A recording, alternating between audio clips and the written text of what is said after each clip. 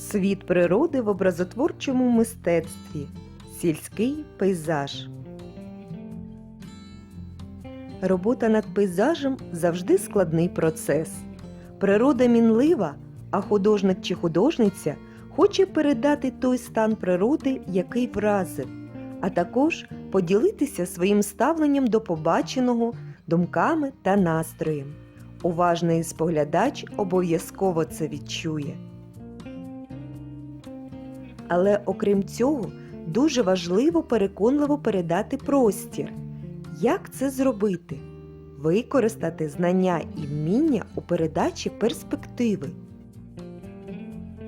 У навколишньому світі ми на кожному кроці стикаємось з явищами так званої спостережної перспективи. Перспектива дає художнику змогу зображати на картині різні об'єкти такими, якими ми бачимо їх у природі. Людський зір налаштований так, що паралельні лінії, що йдуть удалечінь, здається, сходяться в одну точку десь там на горизонті.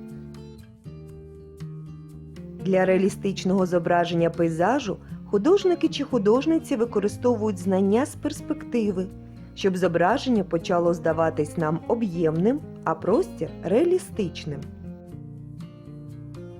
Весняний день в Україні – це зразок ранніх пейзажів Сергія Васильківського, де художник досконало продумав композиційний лад картини, відтворив мальовничий образ України.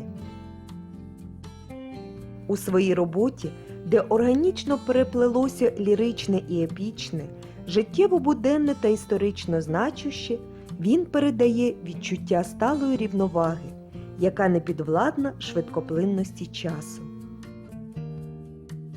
Але не тільки закони лінійної перспективи дають художнику чи художниці змогу передати глибини простору. Ще треба знати основні правила повітряної перспективи, без яких неможливе правильне зображення простору. Повітряна перспектива – це мистецтво зображати предмети так, як їх бачить людське око. На відстані змінюється сприйняття розміру, форми і навіть кольору об'єктів, тому що на віддалені предмети ми дивимося через шар повітря, який спотворює бачення. Для того, щоб опанувати повітряну перспективу, треба знати декілька правил. Перше правило – відтінок будь-якого об'єкта, що розташований вдалечині, змінюється. Друге правило – залежно від щільності повітря, воно ніколи не буває прозорим. Часу доби та яскравості світла об'єкти, що віддалені від глядача, зображаються з додаванням відтінків білого, сірого, синього або фіолетового кольорів. Третє.